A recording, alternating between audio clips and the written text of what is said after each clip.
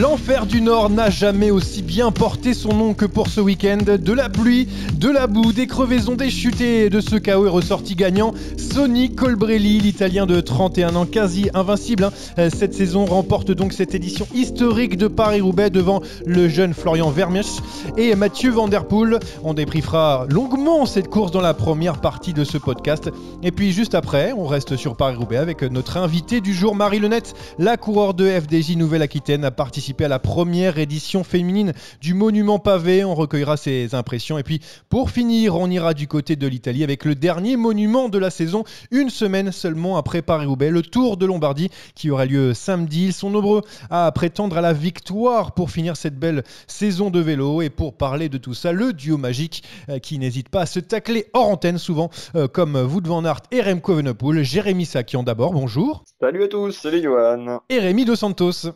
Salut Johan, salut à tous. Il n'y a pas que hors antenne qu'on se taille. Oui, c'est vrai, mais particulièrement hors antenne. En tout cas, lorsqu'on débute ce podcast et juste avant, c'est toujours assez intéressant. Dommage que je n'enregistre pas. Et notre consultant du jour, celui qui s'est régalé à regarder un cyclocross de 250 km le week-end dernier, Anthony Collat. Bonjour à tous, 257 km 700 exactement, Johan. Ah ok, donc tu commences comme ça. Régalé. Oui, il faut de la précision toujours. Jérémy, je sais, j'aime bien la précision. Et oui, victoire de Sonny Colbrelli. Il me le semble, je dis bien il me semble que quelqu'un l'avait annoncé dans le podcast de la semaine dernière, mais je ne suis pas sûr dans ces grosses cotes. Ça sera à vérifier, je vous laisserai vérifier. Il faut savoir que souvent j'enregistre des petites pastilles quand c'est à l'encontre de la personne, mais quand ça favorise, il faut dire que je perds les enregistrements assez rapidement. Et c'est le cas pour cette fois-ci. En tout cas, on est prêt, on est chaud, c'est parti pour le départ. Ce week-end à Paris-Roubaix, eh bien, on a connu l'enfer. En tout cas, les coureurs ont connu l'enfer. En fait, le résumé de la course, c'était tout simplement ça. Faut pas toucher dans la gadoue, la gadoue, la gadoue, la gadoue, la gadoue, la gadoue. Est-ce que j'ai bien résumé un petit peu ce Paris-Roubaix pour vous, les gars ? C'est ça déraille ou c'est n'oubliez pas les paroles? Oui, t'as bien résumé, Johan. Un peu plus tard.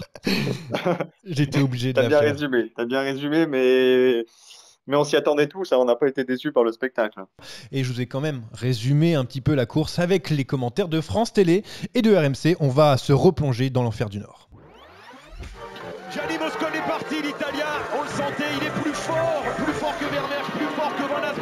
À 52 km de l'arrivée, Gianni Moscon qui s'envole. Gianni Moscon qui n'a plus d'adhérence malheureusement, l'Italien, et qui est repris à l'instant par Mathieu Van Der Poel, Sonny Colbrelli, Florian Vermeersch, encore 1 kilomètre dans le carrefour de l'arbre. Allez, après la pluie, il fait sec désormais ici à Roubaix, une journée passée plus que jamais dans les entrailles du Nord avec des visages éclaboussés par l'eau, souillés de terre, encrassés par la boue, des visages de coureurs méconnaissables ou presque. La cloche qui résonne à 500 mètres désormais de l'arrivée pour les trois hommes, c'est Mathieu Van Der Poel qui a pris les devants sur ce vélodrome. Vermeersch qui lance de loin avec Sonny Colbrelli qui prend la corde. Oh, il a de la force, Vermeersch. Il est bien parti, Vermeersch.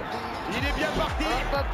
Sonny Colbrelli qui va revenir maintenant avec Mathieu Van Der Poel. Victoire de Sonny Colbrelli, la victoire de l'Italien sur cette 118e édition de Paris-Roubaix. Magnifique victoire de Sonny Colbrelli qui a été l'un des plus courageux aujourd'hui.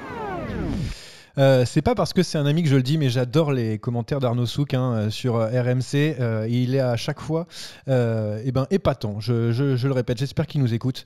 En tout cas, avant de parler des résultats sportifs, les gars, on est quand même d'accord, on l'a dit un petit peu en préambule, avec cette boue, ces chutes, ces crevaisons, Paris-Roubaix, épique et historique. On est d'accord. De par sa date, c'était déjà assez particulier, mais les conditions météo étaient complètement folles. Les coureurs à l'arrivée étaient maculés de boue. Quand on les voyait de face dans le final, on les reconnaissait pas. C'était incroyable de voir ces images. Ça faisait penser un peu aux photos qu'on voyait des courses au début du XXe siècle. Ça faisait un peu ça. C'est vraiment le cyclisme à l'ancienne un petit peu. Anthony, toi, tu as l'habitude de voir ces gueules boueuses avec le cyclocross, mais quand c'est sur route, quand c'est sur Paris-Roubaix, c'est quand même épatant de voir tout ça. C'est sûr que oui, on a plus l'habitude de les voir. On les avait vus déjà la veille nous, sur le cyclocross du côté de la Belgique. Mais oui, effectivement, de toute façon, comme l'a dit Rémi, avec cette date-là, on avait quand même de fortes chances de tomber sur des mauvaises conditions. Là, il y a eu du vent. Enfin voilà, il y avait du vent, il y avait de la pluie, il y avait de la boue, il y avait. Enfin, mais c'était même plus de la pluie. Il y avait certains secteurs, c'était des piscines, hein, clairement. On en a vu des gens sur les réseaux sociaux qui disaient que c'était un peu envoyer les coureurs au casse-pipe, mais je crois qu'il n'y a pas eu de chute trop grave. Il y a eu du spectacle. Après, c'est les coureurs qui font la course, hein. C'est eux quand même de jauger le risque. Et je crois que tout le monde s'est régalé. Et effectivement, ouais, c'était compliqué par moment de face de reconnaître les coureurs. Bon après, c'est vrai que nous, les cyclocrossmen, on arrivait à les reconnaître parce que, puis même nous, habitués de regarder le vélo, on arrivait à les reconnaître au visage. Et c'est vrai que pour le public, c'était compliqué de reconnaître les maillots de face. Ouais. Oui, et puis il y a un coureur qui a bien décrit cette situation. C'est le premier Français de Paris-Roubaix, 6e Christophe Laporte. Vous voyez comment il décrit cette course dantesque. En vrai, c'était un peu sauf qu'il peut. Hein. La tactique, on s'en occupait pas trop. Tout ce que, le plus important, c'est de rester sur le vélo et essayer de revenir à l'avant. Bon, Monsieur Sakian, vous qui êtes là maintenant, vous pouvez nous dire, hein, c'est la loterie un petit peu ce Paris-Roubaix. En tout cas, c'était la loterie, hein, parce que entre les chutes, les crevaisons, finalement, les coureurs qui étaient devant, c'est aussi ceux qui avaient eu le plus de chance. Est-ce que c'est la loterie? Moi, je serais tenté de te dire pas plus que d'habitude. C'est la loterie tous les ans sur Paris-Roubaix avec les chutes, les crevaisons. Mais à l'arrivée, sur cette édition, les plus habiles, les plus forts sont devant. On en avait parlé la semaine dernière. Anthony avait donné sa grosse cote Colbrelli. Il avait annoncé son vainqueur Van Der Poel. Donc, si Anthony le dit, Anthony a toujours raison. Il n'y a pas une grande surprise de les retrouver devant. La seule petite surprise, finalement, c'est Florian Vermeersch, qu'on s'attendait peut-être pas à avoir aussi haut dans le classement. Mais des surprises sur Paris-Roubaix, on en a déjà eu par le passé. Mathieu Hayman, c'est le dernier en date qui lui avait gagné.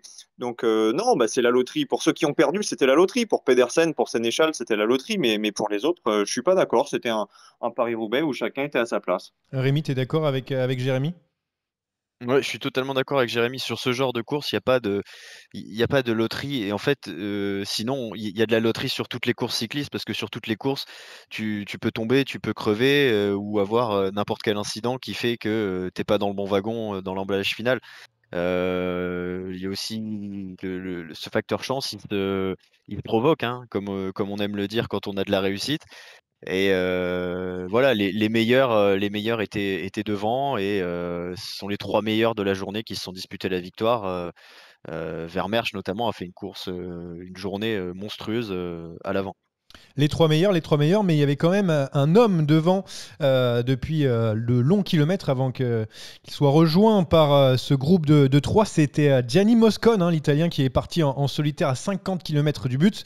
Mais il a crevé et puis chuté avant de se faire rejoindre par ce trio. Sans cette malchance, Anthony, est-ce qu'il gagnait? Parce qu'il avait un petit peu d'avance quand même, hein. Il avait presque une minute d'avance, encore une vingtaine de kilomètres de l'arrivée. Ouais, il avait une belle avance, mais j'ai quand même l'impression qu'il était un peu cuit, moi, sur la fin. Bon, il a la crevaison qui arrive malheureusement. Il change de vélo. Alors, est-ce que il est tombé peu de temps après avoir le changement de vélo et dès qu'il est reparti avec ce nouveau vélo, on avait l'impression qu'il n'avait pas la même pression. Alors, je pense pas hein, quand même qu'il se soit loupé les Ineos sur ce truc-là, mais on avait l'impression qu'il était plus gonflé. Il tenait plus sur le pavé. Alors, est-ce qu'il s'est déconcentré avec cette crevaison? Est-ce qu'il a paniqué un petit peu? Je sais pas. Bon, ces coureurs-là ont quand même, voilà, on a la bouteille, ils ont l'habitude de gérer des arrivées comme ça, ils ont du sang-froid. Mais on le voyait, il était sur le pavé et il maîtrisait plus son vélo. Et puis bah, il a cette chute bêtement. Voilà, il chute, il a une glissade, il prend une glissade par l'arrière, il glisse. Bon, il se fait pas trop mal dans l'histoire, mais bon, la crevaison plus la chute, bah, s'il devenait à portée de fusil du groupe Colbrelli, Van Der Poel. Donc ils sont rentrés sur lui, effectivement. Est-ce qu'il aurait été au bout sans ces pépins? C'est une bonne question. Maintenant, je pense quand même qu'il était un peu émoussé sur la fin quand même. Jérémy Moscon est passé à côté d'un succès grandiose. Ah, ça, c'est sûr. Il est passé à côté du plus beau succès de sa carrière et je suis totalement de l'avis d'Anthony. C'est difficile à dire s'il aurait gagné ou pas. D'ailleurs, ils lui ont posé la question hein, à la fin de la course à Gianni Moscon et il n'a pas été en mesure de dire si oui ou non il aurait pu franchir la ligne d'arrivée en tête. La crevaison, c'est de la malchance. La chute, j'en suis un peu moins certain. Anthony a tout résumé sur ces questions de pression, peut-être aussi un manque de lucidité parce qu'il était au bout du rouleau. Mais oui, il est passé à côté de quelque chose de grandiose. Il avait déjà fait un top 5 sur Roubaix, donc on savait qu'il pouvait performer. Et je pense qu'il y a eu aussi une petite erreur tactique des grandes formations de leaders de le laisser prendre cette échappée fleuve.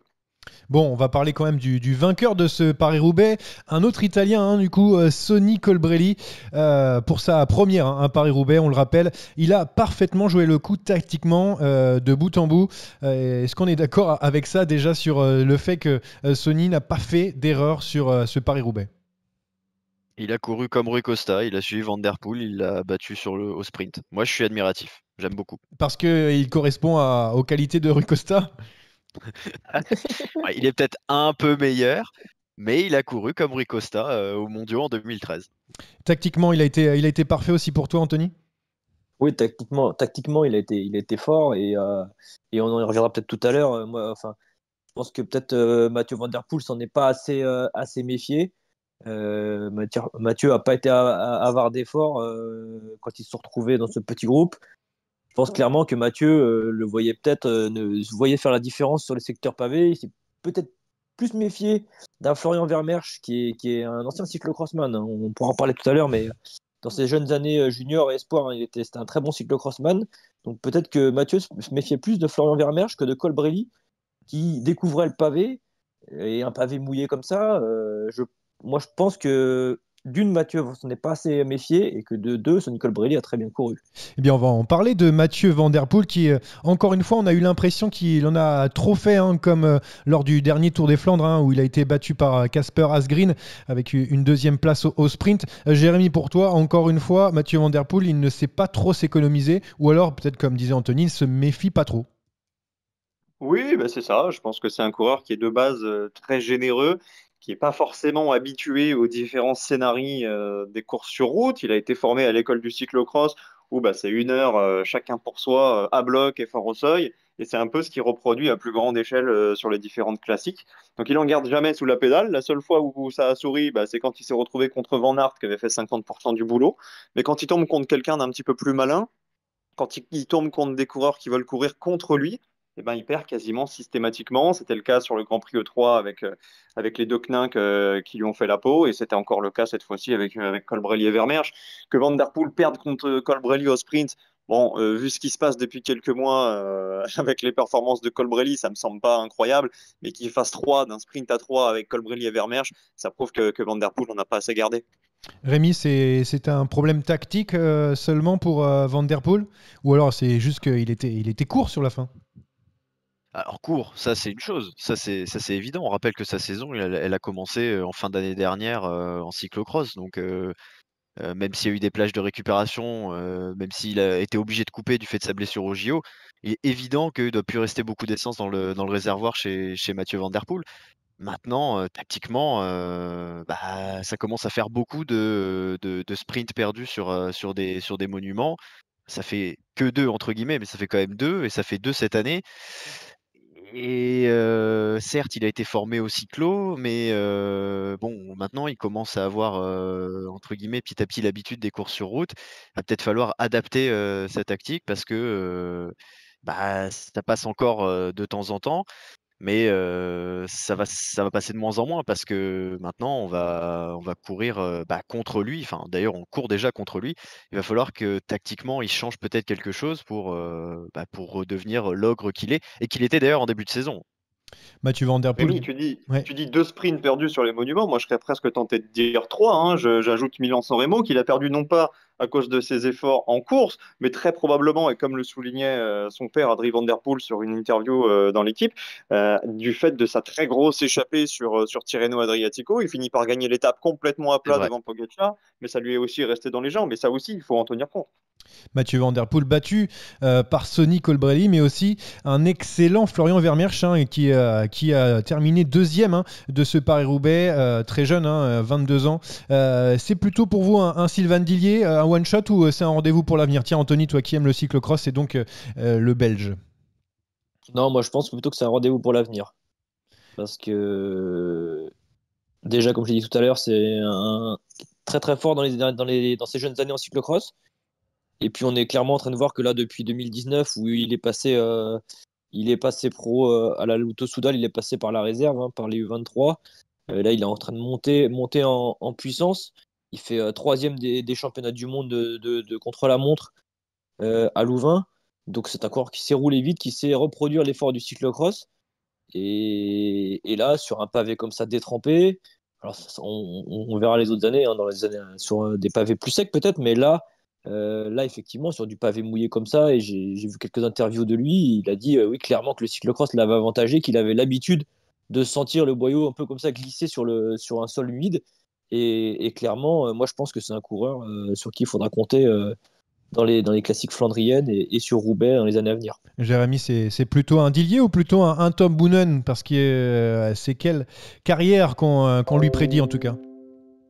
Bah écoute, je suis incapable de te répondre. Alors Tom Bonnen, ça me paraît quand même ambitieux. Oui, j'abuse un peu, mais mais plutôt quelqu'un qui va briller sur les classiques pavés. J'essaie de faire une petite. oui, non, mais c'est un coureur qui a déjà de très belles références. Avant cette deuxième place, il avait déjà fait un top 10 sur le Tour du Benelux. On l'avait déjà vu à son avantage sur certaines semi-classiques belges du début de saison. Maintenant, la concurrence dans ce secteur sur les pavés, elle est énorme avec la Deceuninck, avec Van Der Poel, avec Van Aert. Et les circonstances sur ce Paris-Roubaix étaient très favorables. Est-ce qu'il aura toujours des conditions aussi favorables? Pas forcément. Donc, à voir dans les années futures. C'est un très bon espoir. Est-ce que c'est un futur Bonnen? Je sais pas. Bon, moi, en tout cas, j'ai été déçu par une chose, hein, pas par la course, mais par le fait qu'on n'a pas vu notamment un Wout van Aert qui faisait partie des favoris, voire était le favori de cette course, et des Deceuninck qui ont été, eux, un peu plus malchanceux. Je sais pas pour toi, Rémi, mais est-ce qu'ils ont manqué à ce Paris-Roubaix? Alors, manquer à ce Paris-Roubaix, oui et non. Oui, parce que c'est toujours agréable de voir l'équipe de Koenig et Wout van Aert aux avant-postes sur une course d'un jour, encore plus sur un monument. Est-ce qu'ils ont manqué pour le spectacle? Non, pas du tout, hein. Les deux Koenig ont rapidement disparu, même s'il y en avait deux à l'avant. Finalement, ça a vite fait pchit et finalement, ils n'ont pas manqué. Et même Van Aert, qui n'a pas réussi à suivre Van Der Poel. Non, non, ça n'a pas manqué parce que le scénario a été de toute façon magnifique et magnifié par ces conditions météo. Il n'y avait pas forcément besoin de plus d'acteurs. Il y avait le trio qui finit sur le podium, plus Moscon. Par contre, il va falloir tirer les leçons pour la Deceuninck de cette course complètement manquée. Toi qui es un grand fan du Belge Anthony, est-ce que tu as été surpris par le fait que Wout van Aert n'a pas pu peser sur la course? Non, pas spécialement, parce qu'en plus, enfin, la semaine dernière, on en a parlé, hein, et moi, j'avais un petit peu de doute j'ai toujours un peu de doute sur les coureurs une semaine ou 15 jours après un gros objectif. En plus, au championnat du monde où il était déçu, il y a une décharge un peu psychologique qui se fait. Alors, soit le coureur reste sur une autre planète quand il a gagné et reste dans l'euphorie, mais c'est souvent l'inverse, c'est souvent une décharge où on relâche un petit peu. On a même d'ailleurs du mal ces jours après à retourner à l'entraînement parce qu'on a acquis quelque chose d'énorme. Et je pense que Van Aert, il a été très très déçu du mondial. Et je l'avais dit la semaine dernière, moi je voyais plus un Mathieu Van Der Poel arriver avec sa fraîcheur sur ce Roubaix, plutôt qu'un Wout van Aert qui s'était bien loupé sur le championnat du monde. Et non, on l'a vu clairement, il a jamais été en mesure de suivre Mathieu. Et j'étais un petit peu déçu, oui, mais bon, c'est comme ça, c'est la course. Hein, ils peuvent pas, c'est des humains, c'est des coureurs cyclistes, ils peuvent pas toujours gagner, ils peuvent pas toujours être devant. Il en faut pour tout le monde, donc c'est comme ça. Il y a aussi un autre fait de course, hein. Les trois coureurs qui sont sur le podium sont trois novices, hein. C'est une première dans le cyclisme moderne. Est-ce que ça veut dire quelque chose, Jérémy? Bah, à part que les reconnaissances aujourd'hui sont d'excellente qualité sur les pavés de Roubaix, pas forcément. Ça peut aussi vouloir dire que le placement, concept primordial sur les Flandriennes en Belgique et notamment évidemment sur le Tour des Flandres, bah, fait peut-être moins la différence sur Paris-Roubaix parce que ce placement, finalement, on l'apprend en course, hein. On apprend à courir sur les Flandriennes sur le tas. Mais non, après, c'est pas non plus les perdreaux de l'année qui sont devant. Hein. Colbrelli, Van Der Poel, la surprise, c'est Vermeersch, mais qui était dans l'échappée. Mais ce sont quand même des coureurs expérimentés qui savent courir des classiques. Donc, pas spécialement d'enseignement et pas spécialement surpris du scénario. Et pour toi, Rémi, c'est une surprise de voir trois novices aux trois premières places? Non, pour moi, c'est juste un basculement de génération. La course n'avait pas eu lieu depuis 2 ans et demi. C'est une éternité au niveau sportif. Quand on regarde les 3 vainqueurs précédents de Paris-Roubaix, c'est Gilbert, Sagan, Van Avermaet. On peut même rajouter Ayman qui avait 37 ans. Bon, ben voilà, c'est l'ancienne génération. C'est des coureurs qui sont vieillissants et qui sont plus près de la fin. Là, on a des coureurs qui sont un peu plus jeunes. Voilà, c'est normal d'avoir ce changement de génération que l'on voit aussi d'ailleurs sur les autres courses, sur les courses à étapes notamment. Eh bien, on a fini avec ce débrief de Paris-Roubaix qui, je pense, restera dans les mémoires pour longtemps. Et on espère, pourquoi pas, de la pluie encore l'an prochain. Mais chaque fois, c'est une vingtaine d'années. Donc, on va peut-être attendre un petit moment. En attendant, c'est l'heure de la rubrique D'accord, pas d'accord. Attaque de Pierre Rolland encore une fois. Personne ne réagit. La première interrogation du jour, c'est Alexis Brunel, le coureur de la Groupama FDJ, qui a signé pour 2 saisons chez UAE Emirates. Est-ce qu'il va passer un cap? Oui, il va passer un cap. Rémi? J'attends de voir si ça dépend ce qu'il va faire au sein de cette équipe en fait. Donc c'est possible évidemment, mais j'attends de voir son programme de course et quelles seront ses prérogatives. Anthony? Ouais, moi je pense qu'il va passer un cap aussi, oui. C'est pas un peu surprenant que la Groupama FDJ veuille pas garder un garçon comme ça qui est capable de briller, et notamment dans les chronos? Non, mais est-ce que la Groupama FDJ ne voulait pas le conserver ou est-ce qu'ils n'ont pas été en mesure de s'aligner sur l'offre du AE? Je pense que Je sais pas, je suis pas dans les petits papiers, moi. Ouais, non, je crois qu'au vu du recrutement du AE Emirates, on est en train de mettre le paquet pour se construire une grosse équipe sur la durée. Et Alexis Brunel faisait certainement partie des petits papiers de l'équipe de Pogacar. Donc compliqué pour les équipes françaises d'offrir les mêmes émoluments. Nibali qui gagne le Tour de Sicile dernièrement devant notamment Alejandro Valverde et Romain Bardet. Est-ce que ça veut dire que ça y est, il peut revenir au plus haut niveau? C'est un grand nom, évidemment. Rémi? Non, si, il est cramé. Anthony? Non, j'irais pas jusqu'à dire qu'il est cramé, disons qu'il est plus sur la fin, comme Alejandro Valverde, mais ce sont des grands coureurs pour qui j'ai beaucoup de respect. Mais non, je pense pas qu'il reviendra maintenant sur le devant de la scène. Très bien, j'ai compris vos avis. On termine avec Nicolas Roche qui prend sa retraite. Est-ce que ça veut dire qu'il va bientôt être invité du podcast? Jamais 203, il a déjà fait 2 podcasts avec nous, donc ça veut dire oui. Très bien, Rémi. Ben, j'espère, oui. Et Anthony? Bah ouais, pourquoi pas, c'est sympa. Elle était gratuite celle-là, bien sûr, la dernière. À noter aussi que William Bonnet aussi a pris sa retraite lors de Milan-Turin. 17 saisons professionnelles pour William Bonnet. Voilà pour les coureurs qui ont raccroché le vélo. En attendant, elle, au début de sa carrière, c'est Marie Lenette. Elle est notre invitée du jour dans l'échappée. 220 km d'échappée, une arrivée solitaire, un exploit dont il faudra bien se rappeler tout au long de la saison. On accueille Marie Lenette, coureur de la FDJ Nouvelle-Aquitaine, 38e de Paris-Roubaix à 21 ans. Déjà, on voudrait tous te féliciter pour avoir fini ton premier Enfer du Nord. Bravo. J'applaudis un petit peu, je ne sais pas si on entend de là. C'était comment ce Paris-Roubaix pour toi? Mon Dieu, c'était dur. Bon, je savais. Au briefing, déjà, notre manager Stéphane Delcourt nous a dit qu'on partait pour la guerre, qu'on partait pour la course la plus dure de notre vie. Après, quand on fait les recos, on voit que c'est dur, mais on s'imagine pas. Par contre, quand on est sur le vélo, bon, au début de la course, quand on tient un peu, au début de la course, j'étais dans le premier paquet, donc ça allait. Sauf que quand on se retrouve toute seule à devoir se battre avec les pavés pour finir la course, là, c'est beaucoup moins drôle et là, c'est très dur en effet. Rémi, je crois que ta question était en rapport avec ce temps en solitaire pour Marie. Tu l'as dit, tu avais été toute seule. Comment ça se passe dans la tête à ce moment-là pour finir la course? Oh, c'est franchement horrible parce que j'ai lâché le dernier. Enfin, j'ai resté longtemps avec un groupe et j'ai dû le lâcher à 5 km de l'arrivée. Donc, il restait 3-4 secteurs et le pire, c'est là, on commence à ressentir vraiment toutes les douleurs des pavés, donc, enfin, surtout des pavés parce que c'est là où c'est le plus dur, mais là, il y a les mains qui sont douloureuses, le dos est douloureux et on voit les kilomètres qui restent et quand j'ai vu les 10 kilomètres restants, je me suis dit, mais là, mais jamais je vais y arriver. Il y a des larmes qui montaient sur le vélo tellement j'en avais. Oh, on est au bout du rouleau et après on voit, du coup il y avait des filles qui me rattrapaient de temps en temps mais j'étais tellement au bout du rouleau que je les lâchais puis J'ai fini avec un groupe, un petit groupe de 3 filles, 4 filles, je crois.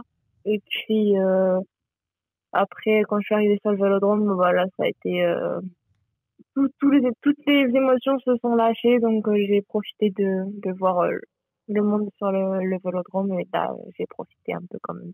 Tu as quand même fait une belle performance, hein, 38e pour un premier Paris-Roubaix, même si c'est le premier de l'histoire pour les féminines. Mine de rien, tu t'es frotté presque avec les meilleurs, même si tu termines épuisé, en tout cas sur ce Paris-Roubaix. Bah, c'est délicat à dire parce que, en soi, début de course, j'étais très bien, sauf que sur une course comme ça, enfin, bien sûr, c'est pas n'importe qui gagne, mais il y a vachement de critères qui rentrent en compte, et donc c'est pas forcément la meilleure non plus, parce qu'il y a tellement de pépins qui peuvent arriver, de chutes, qu'il y a tellement de critères qui font que tout peut changer. Donc là, j'ai été prise dans une chute, j'ai fait l'erreur de vouloir rentrer trop vite. Donc je sais pas ce qui aurait pu se passer si justement j'avais pas de chute. Bon, après, globalement, tout le monde a eu quelque chose. Donc voilà, mais ouais, je sais pas si je peux être contente en fait. Je suis contente de l'avoir fini dans tous les cas, mais du résultat en soi, je sais pas trop. Ouais, il y avait beaucoup de boue, notamment sur ce parcours. Tu n'as pas eu de chance pour la première. Anthony, toi, tu avais aussi une petite question en rapport avec ce Paris-Roubaix dantesque. Ouais, moi j'ai une petite question qui se rapproche du cyclocross, on va dire, ouais, comme d'habitude pour Anthony, mais je sais que tu as fait vice-championne de France chez les cadettes, troisième d'un championnat de France cadette aussi en cyclocross. Est-ce que tu penses que le cyclocross, on en avait parlé la semaine dernière avec Jérémy Lecros, justement en préambule de Roubaix, lui disait que non. Est-ce que tu penses que toi, le cyclocross t'a servi sur ce Paris-Roubaix humide? Si, je pense, notamment dans la boue, parce que quand on n'a pas d'habilité, quand on n'a jamais vraiment roulé dans la boue, on ne sait pas comment réagir. Mais par exemple, j'ai vu c'était je crois sur Eurosport, quand ils expliquaient comment rouler dans la boue avec certains réflexes que certaines personnes avaient et d'autres non. Mais je pense que le cyclocross a apporté ça et ça évite certaines chutes. Parce que j'ai vu certaines filles glisser complètement dans la boue alors que ça aurait pu être évité si elles avaient fait par exemple du cyclocross avec beaucoup de boue. Tu l'as Donc dit. je pense que ça sert. Tu l'as dit, ça a été éprouvant pour toi, c'est encore éprouvant aujourd'hui après quelques jours derrière la course. Est-ce que lorsqu'on a terminé ce Paris-Roubaix, même si c'était difficile, on a quand même envie d'y revenir? C'est le cas en tout cas des coureurs qui sont passés déjà par là. Alors les heures après, j'avais plus envie d'en parler. Là c'était en mode oh mon Dieu, je suis au bout de ma vie, qu'on me laisse tranquille. Mais une fois tout ça passé, les émotions se sont un peu calmées et là c'est bon, j'ai envie de repartir. Bon, tu as faut être préparé, faut être pas fatigué, il faut être bien mentalement, physiquement, mais je suis prête à le refaire. Ah. Bah, tu me rassures, parce que maintenant que tu as couru Paris-Roubaix, il y a aussi peut-être le Tour de France féminin l'an prochain. Vous avez le droit à de belles courses, et ça aussi, j'imagine que ça va être un point de passage important pour toi si tu peux y aller. Ah bah ça c'est sûr. Bon déjà, j'ai pas encore ma place bien sûr parce tout le monde a envie de participer à ce premier Tour de France. C'est comme Paris-Roubaix au final, c'est vraiment une grosse étape dans l'évolution du cyclisme féminin. Donc ça va être quelque chose. Surtout une équipe française sur un Tour de France, ça doit être vraiment magique. Surtout là, du coup, la meilleure équipe française, ouais, ça va être vraiment quelque chose. Donc ouais, j'espère être de la partie parce que ça ne pas le paix, je pense. Et tu as fait aussi de la piste, en plus du cyclocross et en plus de la route. Ton cœur balance un peu hein, entre les deux parce que tu oscilles entre les deux disciplines. Qu'est-ce que tu vas faire dans les prochaines années? Est-ce que tu vas te consacrer 100% à la route ou est-ce que tu vas préparer aussi la piste parce qu'il y a Paris 2024 et je suppose que ça peut être important pour tous les coureurs qui font de la piste? Bah ouais, alors cette année, c'était consacré principalement à la piste justement au vu de Tokyo 2020. Donc j'ai fait ma préparation axée sur piste, mais maintenant j'ai envie de voir ce que ça donne un peu quand je fais une préparation full route. Donc l'année prochaine, ce sera sur route principalement et ensuite je pense que je ferai un point à voir si vers où j'ai le plus de chance en gros d'aller à Paris 2024, si ce sera sur route ou sur piste, et je me consacrerai un peu plus. Je pense sans jamais vraiment délaisser l'autre parce que j'aime le combo des deux. Mais voilà, je me consacrerai plus à l'un ou à l'autre en fonction de d'où je préfère être et d'où j'aurai des chances d'aller à Paris. Je l'ai dit aussi en te présentant, tu n'as que 21 ans, tu as encore beaucoup d'axes de progression. Tu as eu des résultats, notamment chez les juniors et les espoirs en contre-la-montre, mais tu as pu performer aussi d'autres courses, notamment lors du Belgium Tour il y a pas si longtemps, au mois de juin. Vers quoi tu as envie d'aller dans ta carrière ? Mais c'est une bonne question parce que, en soi, comme je l'ai dit, j'ai une préparation surtout axée piste, donc j'ai jamais vraiment eu une saison complète sur route, donc je sais pas ce que je préfère, je sais pas ce qui est le plus taillé pour moi au final. Donc c'est pour ça que j'aimerais faire cette saison full route et me découvrir moi-même au final. Eh bien, tu vas peut-être pouvoir te découvrir un peu plus parce que c'est l'heure d'une petite rubrique, c'est la giclette. Tu vas voir, c'est des petites questions assez rapides et c'est mon ami Jérémy Sakian qui va s'en occuper. C'est parti, boum, la giclette est là, on l'attendait. Jérémy, c'est à ton tour. Salut Marie, écoute, je t'ai proposé quelques petites questions à propos de tes coéquipières d'FDJ Nouvelle-Aquitaine Futuroscope, donc des petites questions très rapides, il faudra dénoncer tes coéquipières. Alors, quelle est celle Oh là qui là, mon Dieu, t'impressionne mais le plus attendez, est-ce sur le qu'elles vont vélo? m'entendre? Non, Non, mais c'est vrai qu'elles vont peut-être t'écouter, alors fais attention à ce que tu dis. Ah, J'espère mais qu'il n'y a pas de il faut questions. faire très attention. Alors, quelle est celle qui t'impressionne le plus sur le vélo? Cécilie, Alors, on va passer à la plus drôle de tes coéquipières. Jacques Viel. Bon, son humour est parfois un peu spécial, mais ouais, elle est drôle comme fille. Alors, t'as pas le droit de répondre Marie Lenette. Quelle est celle qui a le moins aimé Paris-Roubaix? Je sais pas, franchement, c'est dur. Tout le monde a râlé dans le Je bus. pense qu'on a... Non, justement. Tout le monde avait un bon... Tout le monde a aimé, en fait. Donc, non, franchement... À la rigueur, j'aurais dit Martha juste après l'entraînement, mais au final, elle a aimé la course. Donc, ça marche plus. Parce que après l'entraînement, on lui a demandé, Martha, tu aimes les pavés? Elle fait non. Mais au final, à la course, elle a dit, oui, ça y est, j'aime les pavés. Donc, non, au final, tout le monde a aimé Paris-Roubaix. Le joker pour cette question, alors. Voilà, ouais, petit c'est joker, ça. on l'accepte.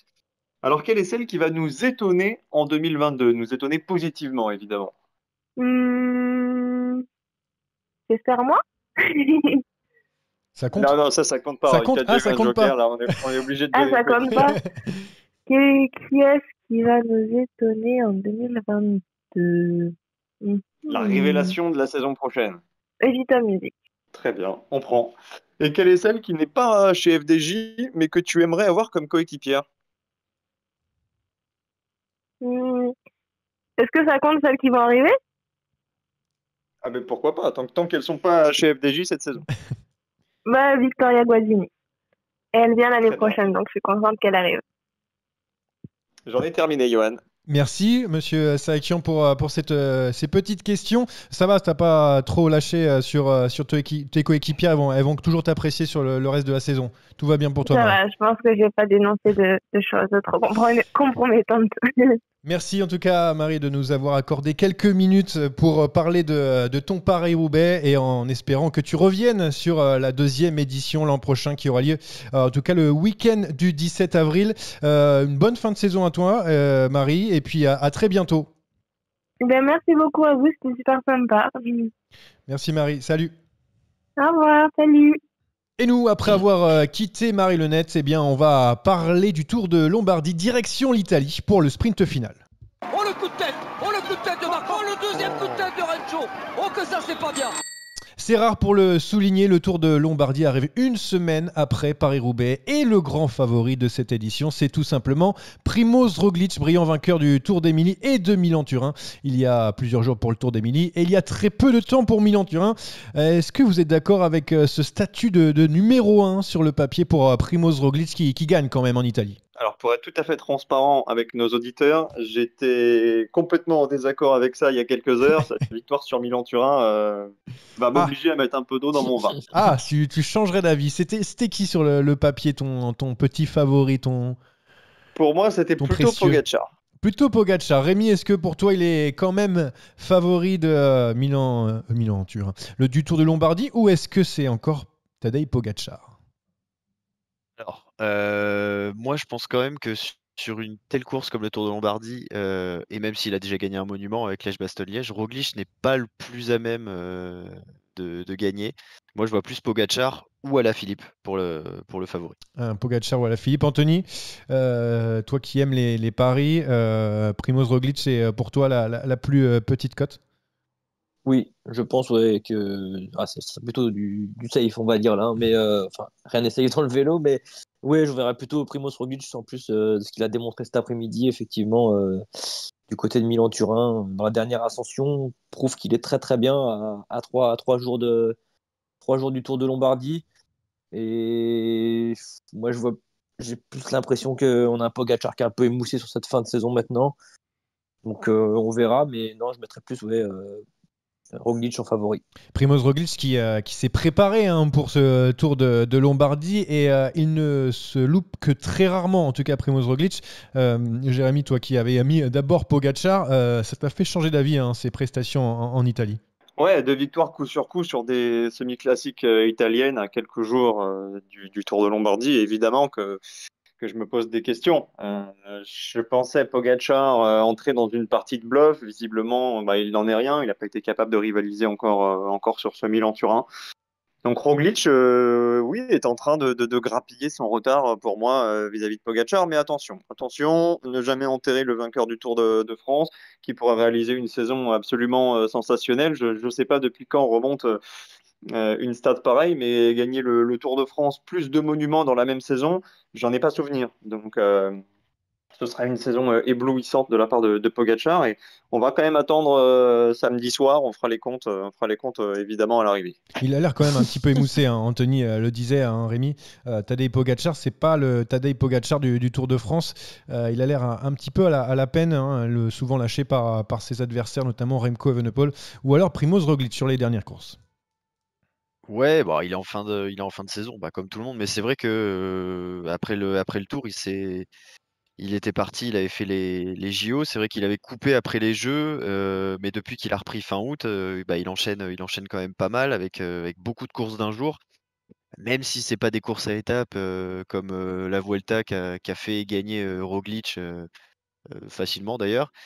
C'est quand même aussi beaucoup de pression parce qu'il est toujours très attendu et tout. Donc je pense que ouais, il paye aussi peut-être la fatigue, peut-être une fatigue nerveuse plus que physique sur cette fin de saison.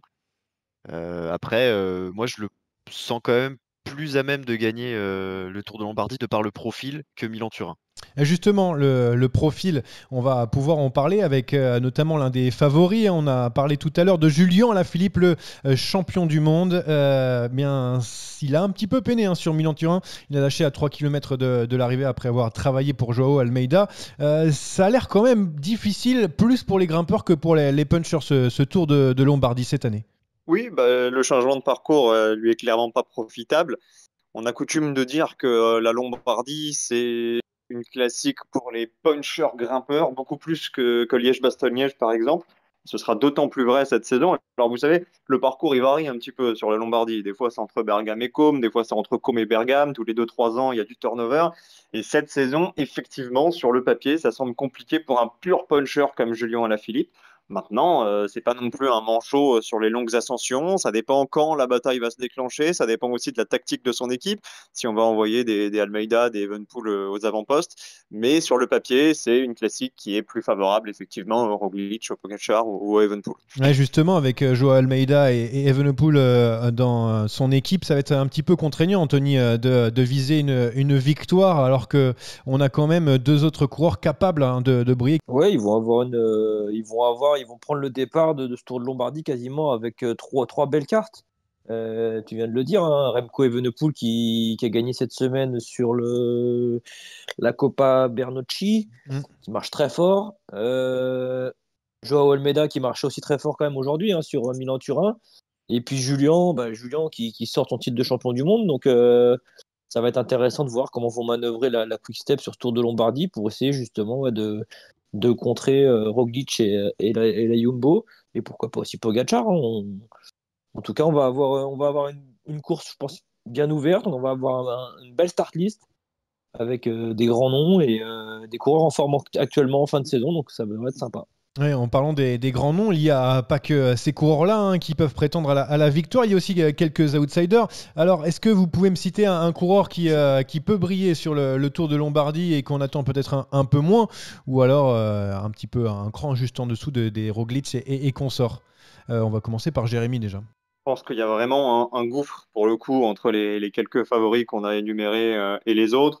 Maintenant, si on pouvait sortir un outsider, et ça me ferait plaisir, parce qu'il a vraiment passé un cap cette saison sur les courses d'un jour, ce serait David Gaudu. On ne fait pas 3e de Liège-Bastogne-Liège et 7e des Jeux sans nourrir des ambitions pour le dernier monument de la saison. Donc pourquoi pas une petite pièce sur le Français, même si c'est pas le plus rapide au sprint, et c'est rarement le plus fort sur les longues ascensions. Donc pourquoi pas un top 5 pour Gaudu. Rémi, tu as aussi un outsider à nous soumettre? Oui, il est français aussi. Moi, je vois vraiment bien un Benoît Cosnefroy tirer son épingle du jeu. Anthony n'est pas d'accord. Sur une telle course. Il prend mon joueur. Ah. Tu veux que je change? Alors moi, je pense que Adam Yates, clairement, Adam Yates, ouais, c'est bien.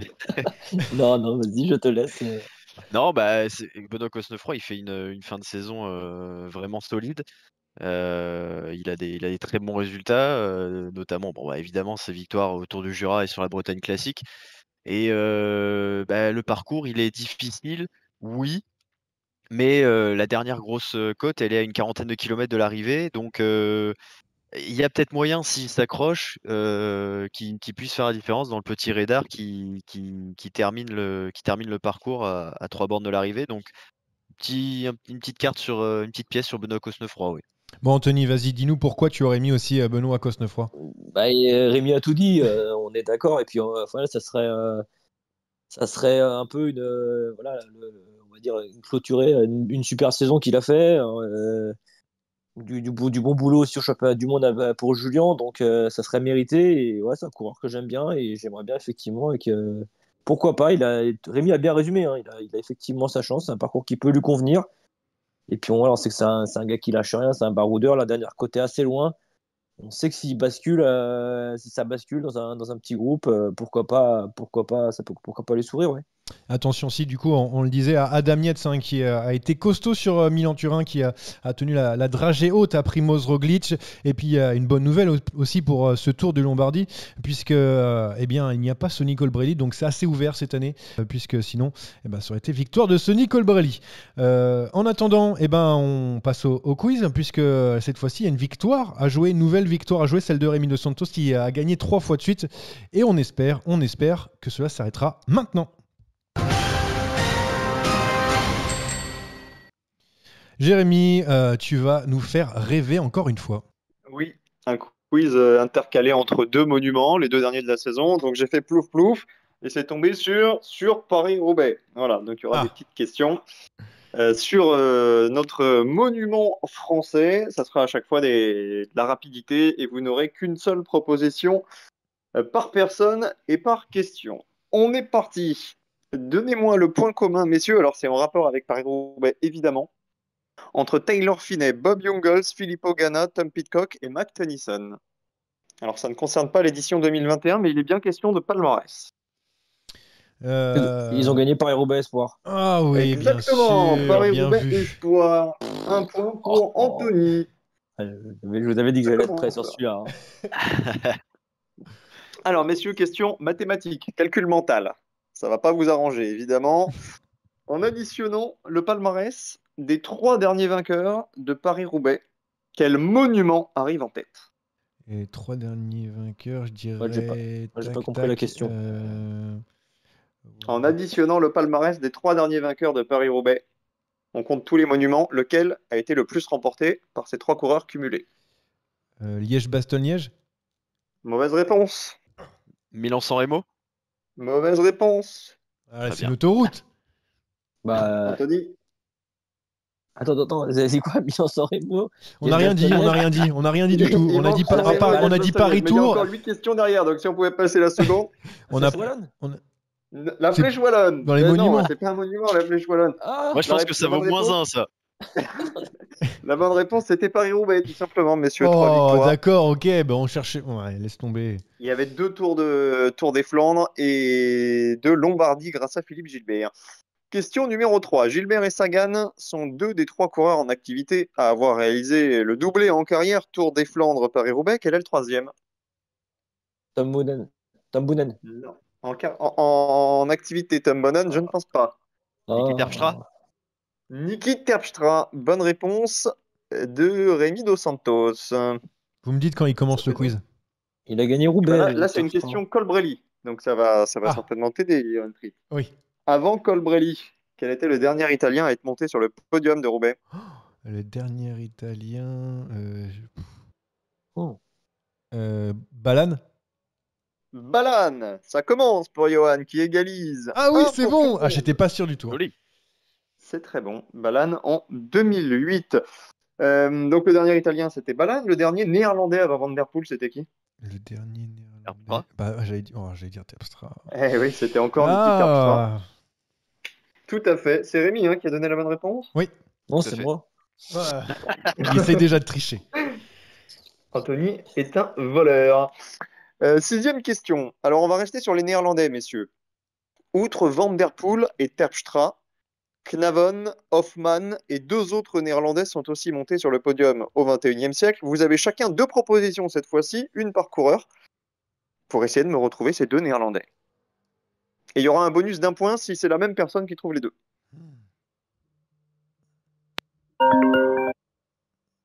Pardon, c'était le téléphone. Je vous rappelle la question.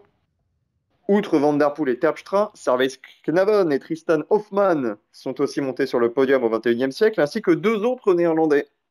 Lesquels? Et on doit les donner les 2 noms là? Ou on peut en donner un? Vous avez chacun 2 possibilités. Si vous avez les 2, ça fait 3 points. Si vous en avez qu'un, ça fait 1 point. J'ai bien une idée d'un coureur, mais j'ai pas le deuxième, alors il va falloir quand même. Mais tu aller peux vite. tenter déjà. un, hein, tu peux déjà Langeveld. bloquer. Langeveld, est-ce que c'est bon? Langeveld, 1 point. Ah voilà, déjà j'en ai 1 point. Et le Si c'est toi qui trouves le deuxième, tu auras 1 point bonus. Si c'est quelqu'un d'autre, il n'y aura qu'un point. Franchement, j'ai pas. Allez, j'ai je vais pas vous donner d'idée. l'année en indice, c'était en 2011. J'ai pas d'idée. Hein. 2011, donc c'est tout simplement. Pas de Martin proposition, monsieur? Kalingi. Tialinghi. Mais non. Tialinghi. Alors là, je l'avais pas du tout. Ah oui, non, pas du tout. Ouais, non. Anthony égalise, 2 points pour tout le monde. 7e question. Alors attention à celle-ci, elle est un petit peu vicieuse. C'est étonnant. Je vais vous citer dans le désordre 9 des 10 derniers vainqueurs de Paris-Roubaix. Le premier à me trouver le coureur manquant empoche le point et bonus d'1 point s'il me trouve l'année. Écoutez bien la liste. Il en manque un parmi les 10 derniers vainqueurs. Gilbert, Sagan, Bonnen, Terpstra, Degenkolb, Ayman, Van Avermaet, Cancellara et Colbrelli. Quel est le vainqueur manquant? Ah, j'ai l'équipe, mais j'ai pas le joueur. Le joueur. Ah, Bah, ça se carrément. compte pas. Oh merde. Alors là, c'est dur. Je vous rappelle la liste. Gilbert, Sagan, Bonnen, Terpstra, Degenkolb, Ayman, Van Avermaet, Cancellara et Colbrelli. Ce sont les 10 derniers vainqueurs, moins 1. Quel est le coureur manquant? C'était la Cervélo. Il roulait sur Cervélo. Il donne des indices en plus. Ouais, bah ouais, parce que je l'ai, mais j'arrive pas à me retenir du nom. Un très grand coureur avec sur un Cervélo. À la Garmin. C'est Van Summeren. Van Summeren. Van Summeren. Oh oui. Le Ouais, point vient on pour peut Johan peut-être Tripp. Merci. partager le point, alors. Ouais, non. Johan, non seulement on va pas partager le point, mais si tu me donnes l'année, tu as un point bonus. 2010. Bah. Mais non, C'était mais. 2011. Oh Mais non. Aïe, crucifié. J'hésitais entre les deux. Désolé pour En tout Paris-Roubaix. cas, très, très beau travail de coéquipier Ah ouais. d'Anthony qui Ah roule là là. comme Van Der Poel. J'étais dans pilote, sa hein. roue. Ah, putain, mais je me souvenais plus du nom. Je le voyais gagner. C'est pas Mais- terminé. La dernière, alors il reste 3 questions et je peux vous dire que la dernière peut bousculer toute la hiérarchie. 8e question. Retour en 2021. Donc sur cette édition, 3 Italiens ont terminé dans le top 20. Colbrelli, Moscone et qui est le 3e? Waouh. Dans le top 20.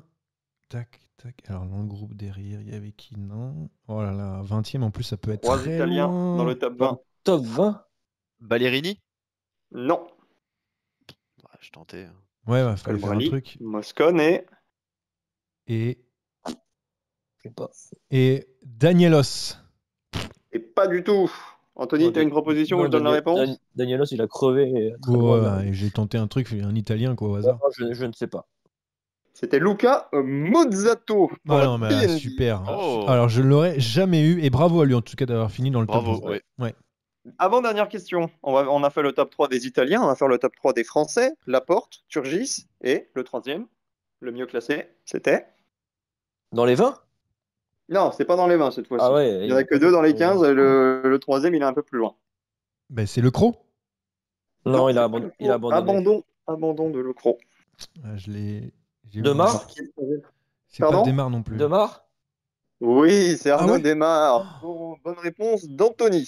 Ça fait combien au niveau des points avant la dernière question, s'il Alors, te plaît, monsieur Au Saïd niveau des Moi. points, c'est Moi, j'ai très, 6 points. très, très serré. Johan et Anthony ont 3 points et Rémi a 2 points. Et la dernière, elle peut tout chambouler. Elle va tout changer. Écoutez bien. Une seule personne pourra jouer. C'est la première personne qui me dira « je prends la main ». Les autres devront se taire. Chaque bonne réponse rapportera 1 point et chaque mauvaise réponse en rapportera 1 aux 2 autres.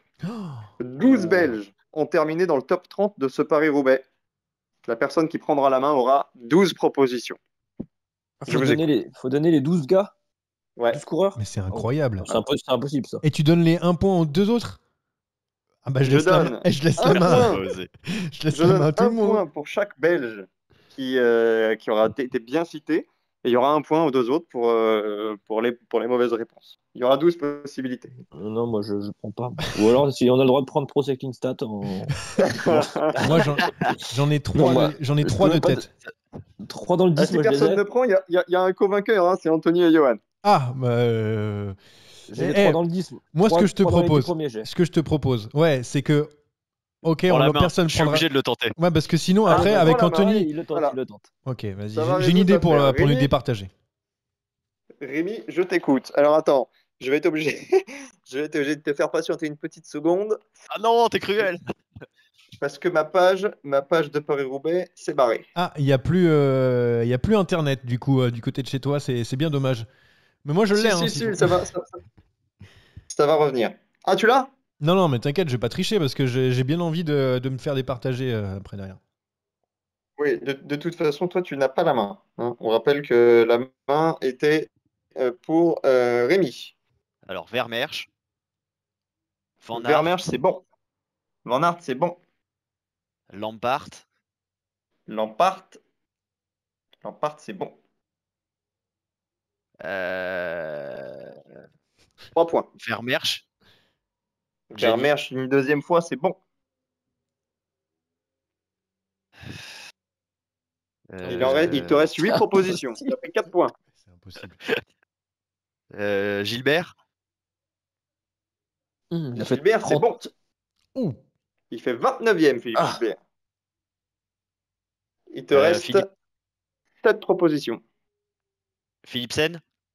Lipsen, c'est pas bon. 41e, ça fait 1 point pour les 2 autres. Putain de merde. Ricard. Jonas Ricard, c'est pas bon. Ok. On est à 7. Van Mark. Sepp Van Mark, c'est bon, 23e. On est à 8, il en reste 4.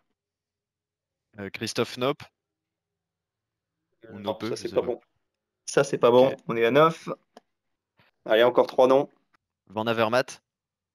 Van Avermaet, 32e, 33, malheureusement, ouais. c'est pas bon. Non, c'est pas possible. Capio.